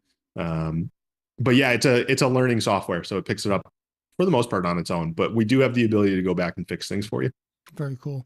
Very cool. TVJ asks, do you have a video on the DMF lighting? This will be the first job that we're doing with it. So we are pre-wiring for it in a couple weeks. I would assume that we will have a YouTube video with that one. It's all just pending whether the client allows us to film when we do it. But yeah, DMF, they have a great site that has quite a bit of background info on their lighting. Cool. Joe, again, can you talk about the millions of miles of cable you ran in your showroom, since you brought up that you got to build your showroom? Yeah, so there's almost 1.5 miles of cable that we pulled throughout the showroom. Wow. The showroom is very rarely a house isn't going to be like this. We have 3 different control systems running at the same time. We have a full home theater. There's 4 TVs in here. Everything is controlled over CAT or speaker wire. There's distributed audio in every room. I mean, just the theater alone, it's a 7.4.2 theater. So it's a 13 channel theater. There's a lot of speaker cable going everywhere. Blew me away that day. That I was sitting in that couch right behind you, right? Yeah. Totally blew me away. So yeah, there's a lot of cable in here. But we did it on purpose. So we tell people when you come here and we tell you that there's 1 mile of cable pulled through here, you will not find a single cable on the ground. There's no exposed cable anywhere. Everything's routed through the walls. We're very good at retrofit. We are very good at snaking cables into places where people say they can't go. It takes forever. Yep. And it's probably the biggest talking point that we have with a client that comes in that's new construction. So they may say, I want audio, but I don't need it in the whole home. Right. And we say, pull the wire now, and we will coil up 3 feet in the ceiling and we'll notate where it is, because I'd rather you pay an extra $100 now for me to pull the cable than I promise you it's going to cost $1,000 if I have to pull the cable after the fact. So it's 10x the labor and time to get that cable somewhere, if it's even possible. Yeah. Once sheetrock's up. So, this place is wired to the gills. But yeah, it's a big point that we make to anyone building is pull more than you could possibly ever think you need. Put the conduit in, make sure you have conduit running from the basement to the attic, run the Smurf pipe from their TVs down to the entertainment center. All those things, you will thank yourself at some point in the next 10 years that you did it. Yeah. And also future proofing. I mean, here we're pretty consistently making the move from copper to fiber. Yeah. So any new construction that we do, from wherever our rack is to where the demarc's going to be, after we met in May, I started doing it, is we run a Smurf pipe for fiber in the future. Well, that's what we do now too. I don't know if and it's not something that we had done before we had that conversation. So we do it every time now, because it is only a matter of time until fiber is the standard. And we can finally move away from coax. Yeah, 100%. And I agree with you on the pull as much cable as you can, even if you don't think you need it. It's like that old adage, you pull 1, pull 2. It's no big deal. Cable's cheap. It's not, I mean, and same on the other end of it. If you're pulling your own cable, pull more than you think you would need on the run. There is nothing worse than being 12 inches short when you're terminating and having to, you got to put a coupler in because you cut it short or something like that. So pull extra. Cable's not that expensive. Oh, I agree. I'm kind of just like scanning through the comments real quick. I try not to bring everyone up on screen. Joe's like, that looks like an expensive rack. I mentioned my wife's comment about Alexa being thrown out the window. No. um, Joe has a question here, and I have the same question regarding security cameras or surveillance. Um, he's asking, which is a question I am interested in too. What do you do for home surveillance, especially like I know with Control 4, with the systems being integrated? I know Luma integrates with Control 4. See, I've been doing my homework ever since I got involved with Look at Snap. you. Yeah. So, but like with systems like Josh AI or Savant, I mean, what surveillance type products do you integrate with those? So we have two different camps. We do so again, you're right. It depends on the control system. Right. If they're putting Control 4 in, we're gonna do Luma cameras because it's made by the same company. Snap One makes them. Right. Both they integrate flawlessly together. It works very well. It's silly for me to go put something else in when it's just gonna work. It's not gonna work as well for the client. Everything else, we have two different ones. So if it's going to be a control system is involved, we use IC real time, Okay. which is it is a dealer only line of cameras. They do everything from like your standard 2 megapixel bullet or dome all the way to full 4K or 8 megapixel. Um, so if they're using a control system, whether it's Savant or Josh, we're going to use IC real time. Same on the commercial aspect. So if it's commercial, I exclusively use IC real time Okay. because they will do the design services for us as part of our dealership. So I can send blueprints and they will do the full design. If there's no control system, we use Ubiquity Protect. Okay. So today we did a commercial building. It was all Protect cameras that we did. No control system involved.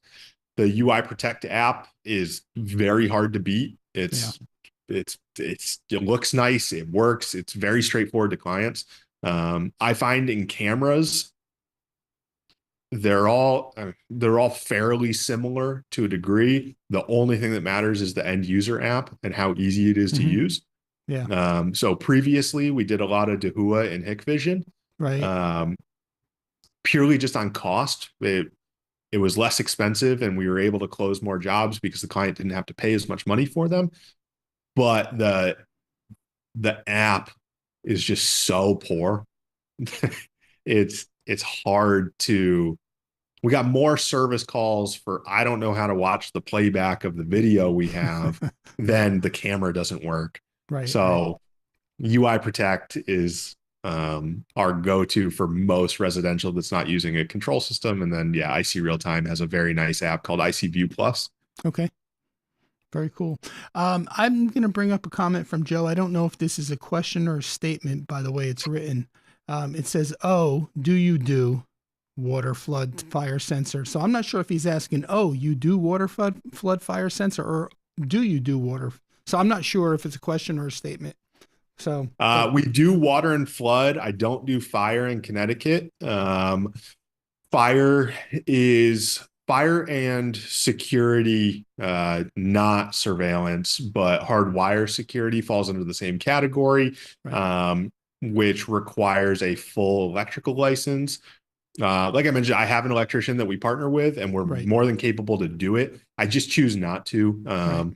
Too much of a liability issue for me. I don't want to deal with it. Yeah. So it's a lane of business that I'm just not interested in being in. But water sensors are very big, especially if you have a control system. So you can tie them directly into. You can go as far as having a main shutoff as well. Oh, wow. So it detects a water leak and it kills the main. But yes, we cool. do quite a few of the water sensors, specifically in vacation homes. Yeah. Well, it makes sense too. Yeah. So, Joe says, you use the new fancy light up ports on the Ubiquity. You know, like that stuff, all that fluff, all that marketing fluff doesn't thrill me. A friggin' switch is a switch. I mean, We but it don't, but looks nice. purely just because, yeah, getting a client to pay for it, Ubiquity is already Right. fairly expensive. Yeah. Um, and for a model like me, so I have endless dealer options where I could make like a really healthy margin on products for networking wise, but I still sell Ubiquity and make less money on it because it works well. Yeah. Um, so no, I don't really care about the light up ports. I do wish they would make a 24 port switch that went all the way across Right. instead Yeah. of halfway that they do, but it's the one with the ether lighting, Right.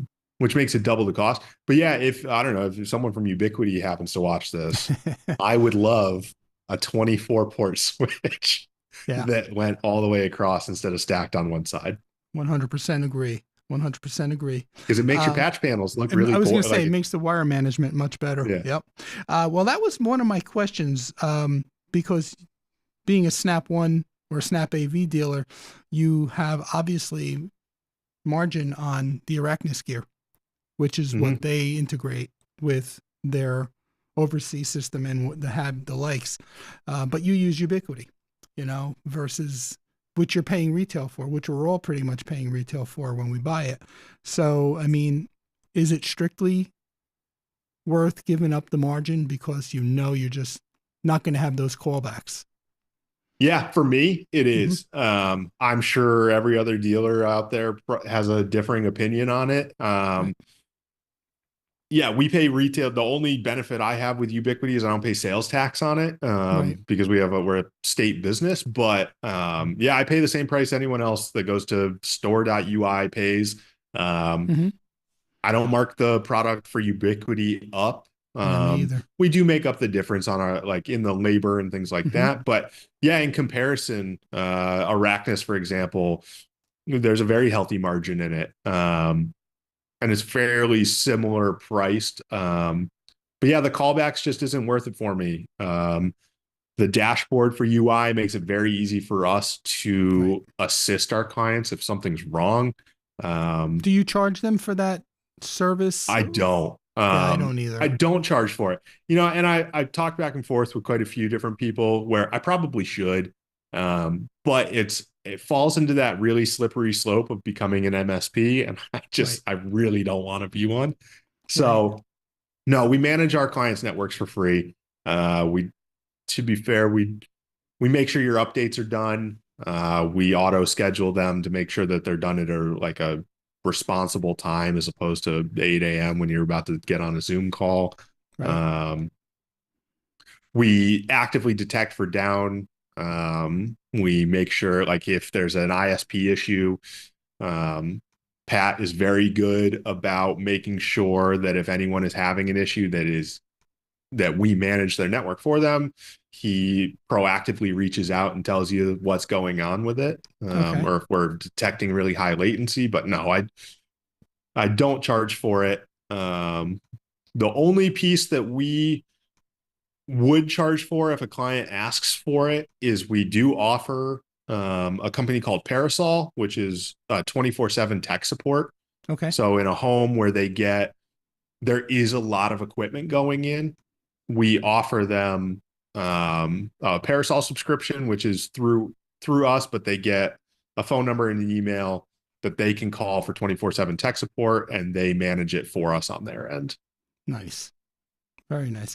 I'm just listening, but I'm also retrieving something Joe sent me that I'm trying to get into my graphics program so I can kind of put it up on the screen. So give me 1 second. Let's see. Is that it? Yep, that's it. All right. So just a quick graphic. You'll recognize this. Oops, I got to get something off the air. Damn. Hold on 1 second, Nate. There we go. All right. Here we go. Let's throw this up and see if it comes up. Okay. There it is. Look at my face. I'm like, holy. Listen, this was what were we watching? What'd you play for me? Top Gun there? Yeah, we run like the big epic 2 minute clip from Top Gun of the bombing run Yeah, in our theaters, our demo for that's clients. So awesome. we gave Tony and Joe the treatment. Oh And yeah, yeah, the theater's awesome. It's tuned directly for that seat that you see behind me right in the center. yep, Um it is it's very loud. It's very tactile. There's two subs, so yeah, it really pushes a lot of audio at you and around you. It's yeah. a full Atmos system. So Question for you before we continue. How are you doing on time? Because I didn't know that I was going to be using you here for an hour and almost 40 minutes so far. I mean, oh, you're good. if you have to make a Nope, break, just baby's holler. asleep. We're good. I'm free. I'm all yours. All right, all right. Cool. Question from Joe. I could tell you I have done this twice. Have you ever had to fire a customer? So, Yes.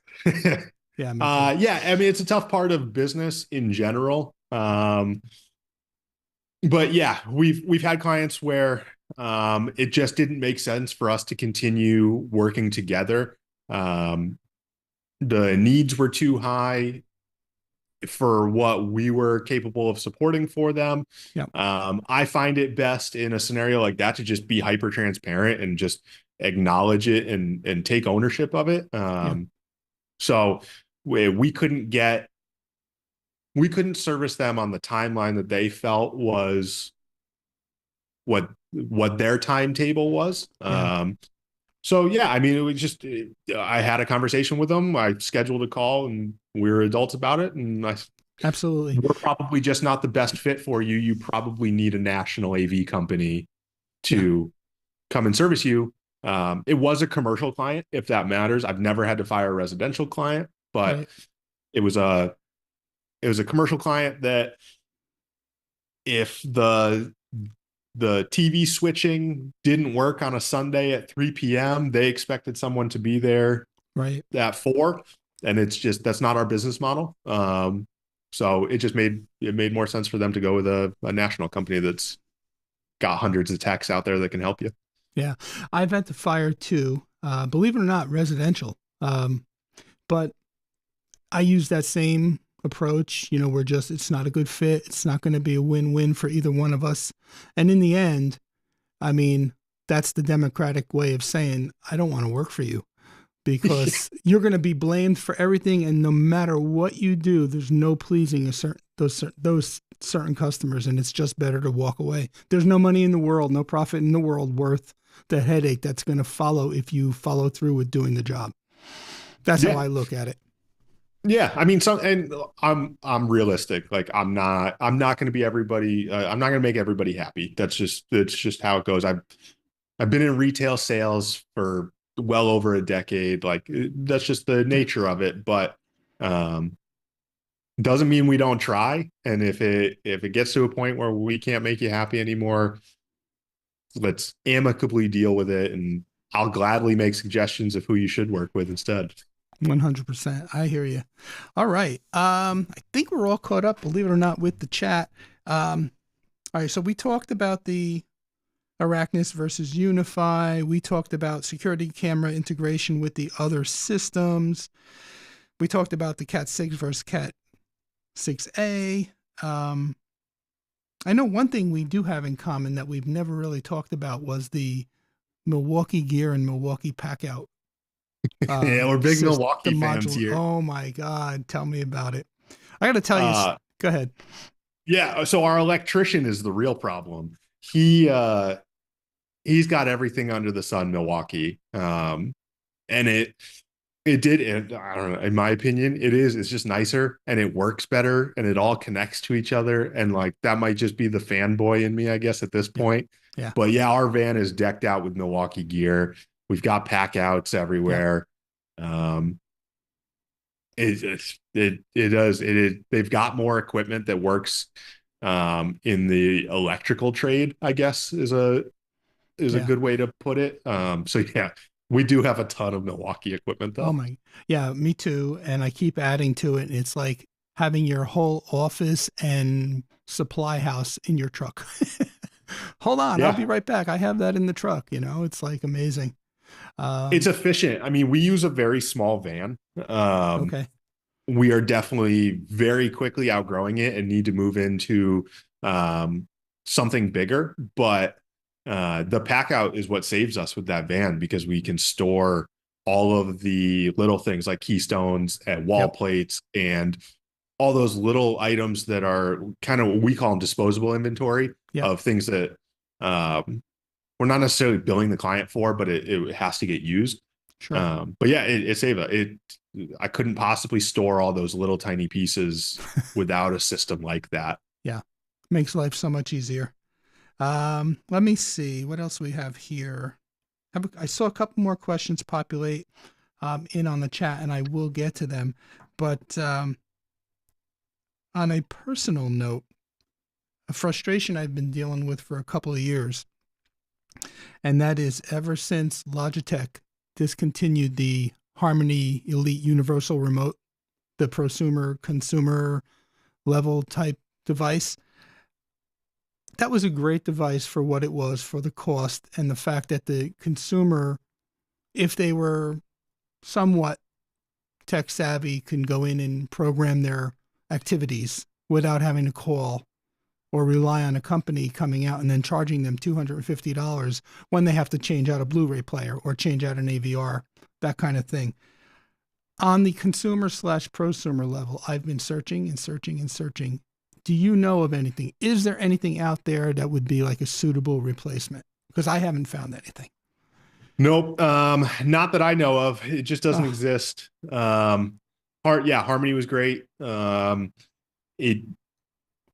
It was replaced by like most of the high level control systems, whether it's Savant, Control 4, Josh, they all have their own remote now. Right. But it's a programmed remote. It falls back into that same thing where the dealer has to program it for you. But yeah, there is not a universal Harmony-esque remote anymore. We were joking about it before. I've had a client that refused to give up, and he found a couple on eBay and bought the rest of them that he could find. But no, it's not out there. Wow. Yeah, you would think too that there would be a market for that, but I don't know. I guess not. But all right, let's see. What do we got here? Okay, so TVJ writes Smurf pipe with a question mark. So a Smurf pipe is just a flexible conduit that is blue, which is why they call it Smurf pipe. It comes in orange. It comes in black. I mean, you can get it in different colors, but that's what I call a Smurf pipe, unless you're referring to it as something different. Nope, same thing. Yeah. It is funny. We call it Smurf pipe. I don't think I've used a blue one in quite a few years. But I'm not sure if the color coding is based on size. Because it's orange and black is mostly what we use. Right. But yeah, so Smurf pipe, we will run typically. So a lot of the new constructions that we do, the main TV is like almost always in a fireplace or above a fireplace or in a built-in. Yep. So we do a back box with almost every TV we do. Primarily because we almost exclusively install Samsung frames. We do a ton of them. So if you've never installed a Samsung frame or you've never seen one, they have to have a back box because they use what's called a One Connect box, which is a proprietary Samsung product. But if you've got a fireplace and it's brick and mortared around it, you have no option. The only way you're going to get a cable there is if you have a conduit running to somewhere. And we typically run it to a brush plate inside of a cabinet somewhere, or we'll run it down to the basement. Yep, same here. We also run the Smurf pipes like we talked about earlier from the point where the rack is going to be out to the DMARC location. That's a given. And then we also started running from the actual where the rack is in the wall up to the attic. So in case we do the same thing. We had to pull any additional cables, we have a route down. Yep, we put in a 2-inch conduit from wherever our rack is all the way up to the attic. And then typically like behind a TV, we use it's like a 1.5-inch Okay. conduit. Yep. Um, Cool. Let's see. Jay says it's time for a water sensor. Joe's already looking into it for him. Oh, here's a good one. I didn't even think to ask you this. I should have. Jay wants to know, why didn't that come up? There we go. What is your home setup like? So is it all like fully crazy or is it just traditional? So like the stereotypical tech person, there's very little tech in my house. I I have the showroom here, which to be fair, spend more time at than my home. Okay. And this has everything you could ever want. But at my home, I use Josh. I do have a control system, so I use Josh there. I have a Ubiquity network, very simple Ubiquity network setup with 2 access points. Okay. I use Sonos in my house. I don't have like in-ceiling distributed audio. I could. Okay. I pull cable for a living, so it's hard to bring myself to go up in my attic and pull cable at my own house when I am there. Yeah. But yeah, I have a very modest tech setup at home. I have very few IoT devices in general. We are huge Sonos fans here. Even despite, as of lately, the past 2 months with Sonos's new app and how poorly it's been received and how many issues there's been and things like that. But I sell a very significant amount of Sonos. It integrates incredibly well with control systems and bang for your buck. I really don't think you can get a better wireless system. So yeah, my audio at home is Sonos. Control wise, I use Josh. I have some basic lighting things on the patio that are like controllable switches, like outdoor weatherproof switches that are just Wi-Fi controlled. But I don't have a ton. Yeah, and let's be real, right? Unless you are a like really high end audiophile, I mean, Sonos really cuts it. It does. Yeah. I mean, their amp is very, very impressively powered. It does a great job. You can run. So we primarily install Sonance speakers. So you can power a lot of Sonance speakers off of a Sonos amp. 3 pairs, right? I think yeah, you can 3 go up pairs. To? Okay. Well, yeah, 6 speakers is a lot to run on one amp. Yeah. A single source amp like that. If Sonos would make a rack mounted multi-zone amp, I'd buy them endlessly. Because I mean, as you can see in some of those rack photos, I mean, we stack 4, 5, 6, 7 amps right in a rack. It takes up a lot of space. So purely just on like a space saving side of it. But yeah, I'm a big Sonos fan. I know you're super high on the episode speakers as well. Do you pair them at all with Sonos at times or not really? Yep, almost exclusively. Okay. It's pretty rare that we use an amp outside of Sonos unless we're doing 70 volt. So, but for 70 volt, we do use episode amps for that. So yeah, I almost exclusively use Sonos amps. I'm just curious on the episode speaker side of things. Is it like the Sonance speakers where you can run up to 3 pairs, or is it limited to 2 pairs?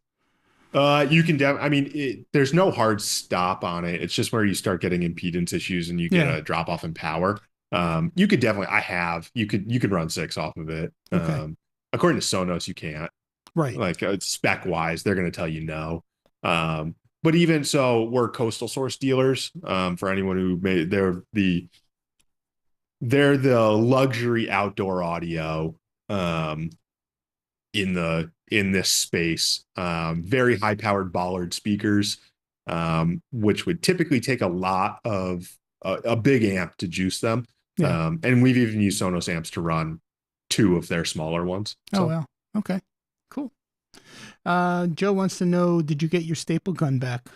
I guess that's an inside. I have a Milwaukee stapler that Okay. is in an attic somewhere.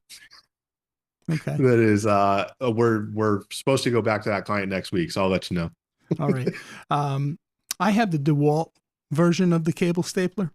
You're talking about the battery operated Milwaukee Yeah, cable the stapler. M12 one. Yeah. I have the DeWalt. The electrician that we work with has the Milwaukee. Now, I know I just said I'm all Milwaukee before, right? So why do I have a DeWalt? I have the DeWalt because at the time when I had the need and wanted to buy the cable stapler, the Milwaukee one wasn't out yet. They didn't have it. So we ended up going with the DeWalt. I was saying the electrician that I work with went out and got the Milwaukee. He had the DeWalt too, but then he went out and got the Milwaukee one. And I figured, well, the DeWalt one works for me. I'm not just going to go spend the money for Milwaukee because everything else is Milwaukee. But I've been thinking about doing a head-to-head Milwaukee versus DeWalt cable stapler video, showing the pros and cons, The Milwaukee, I've never used the DeWalt one. The Milwaukee, that thing's a workhorse. I love that thing. And you can, it doesn't have to be fully seated on both sides to shoot. Right. So, it really is convenient getting into like tough spots.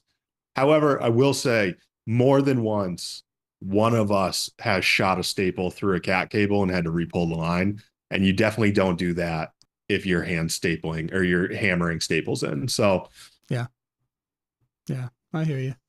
I think that's on the DeWalt, if I'm not mistaken, unless you literally position, actually it won't misfire. So if those cables aren't, I don't know if there's a sensor in the head of it or what, but unless you could put up to 3 cables in there, and as long as they're positioned in between, it'll fire. Otherwise it won't fire.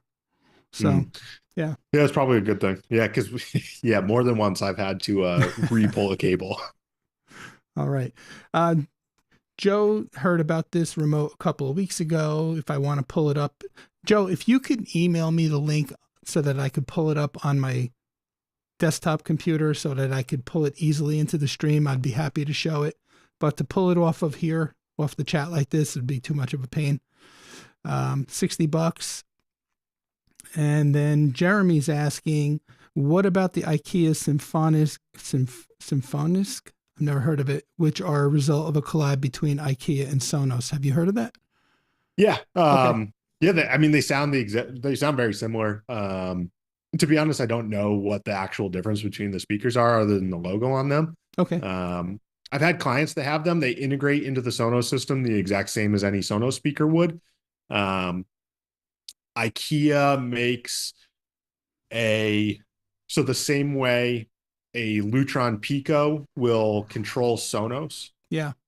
So you can do a Lutron Pico and wall mount it to pause and play Sonos speakers. IKEA makes the same thing under that name. Okay. But yeah, it integrates the exact same way. I honestly don't know what the physical difference between them are. Okay. If there are any. I had to just switch my ear pod. It was dying, so I was like, uh-oh, I'm gonna lose them. All right. Joe said email sent, so give me a sec and let me see if I can pull it up real quick.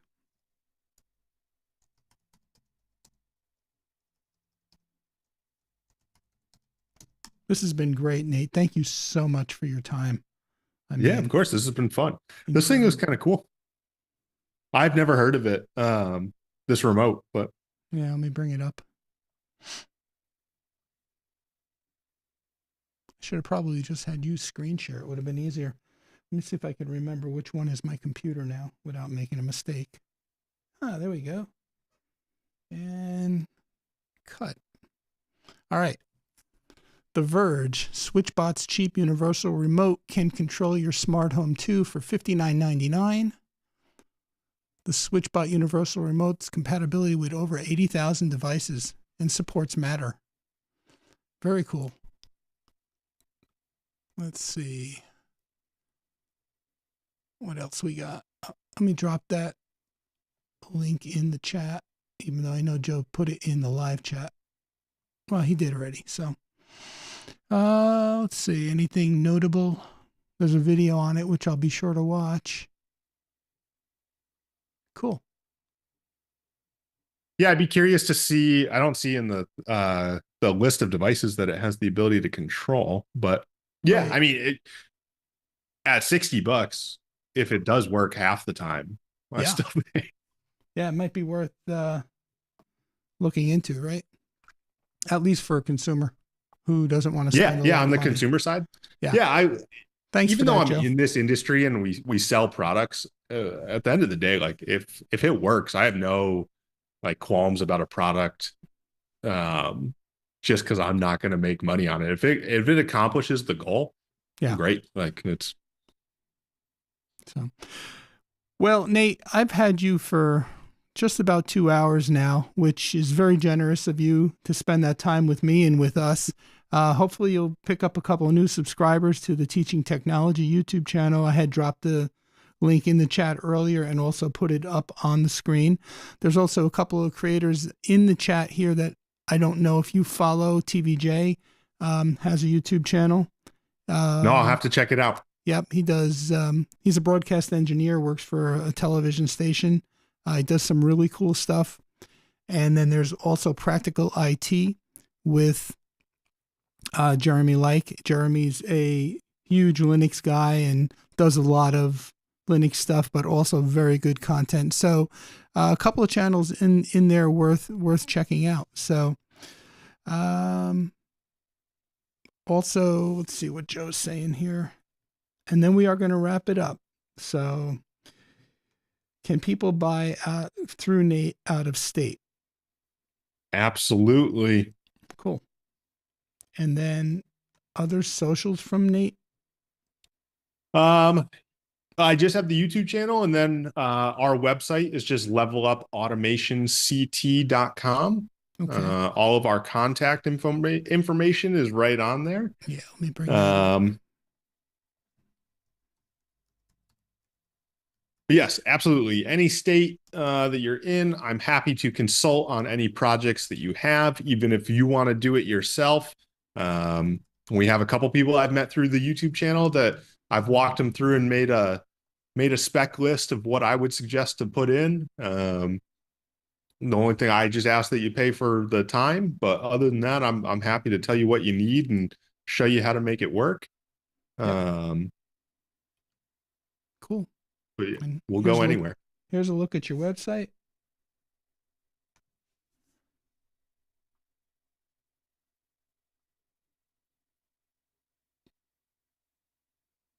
You can see you don't mess around, Nate. Look at that. All those 5-star reviews. Awesome. Excellent. Let me put that in the chat for everybody. Right. There we go. And bring us back. There we go. Awesome. Well, this has been a lot of fun. I appreciate it. I learned a lot. I learned that I also don't want to get into home automation at the level that you do. Not at this point in my life, but it is cool. It's not that I don't want to. I just, I'm at a point where I'm happy with my workload. I work about 3 days a week, and I balance that with recreation and being a husband and a father and a dog daddy. So I trying to keep a good balance at 62 years of age. So and staying sharp at the same time. Now, if I was 35 years old, that might be a different story. But sure. Where I'm at right now, I'm happy. So, but thank you again so much. I appreciate it. Thank you for having me. This was fun. Yeah, we'll do it again sometime if you want in the future. Yeah, absolutely. Oh, my wife reminded me, don't forget. Oh, and Joseph and my wife both reminded me, don't forget granddad and grandfather. Along with all those other, titles. But yeah, it's in Joseph's great interview. Yeah, it's been fantastic. I hope you guys out there in the chat enjoy it. I hope you give Nate a look on Teaching Technology channel. Some really good stuff out there. Yeah, and that's it. So unless you have anything else, Nate, you want to offer at this point, we'll call it a wrap. I'm good. Thank you for everyone putting questions in. I hope we gave you some good info on them. Yeah, very cool. Well, we'll do this again in the future. I appreciate you, and it's nice to have a contact and a resource that I know that's there if I need something. So I appreciate that. Of course, anytime. Thanks. All Tony. right, we'll talk to you soon. See ya. All right, bye-bye.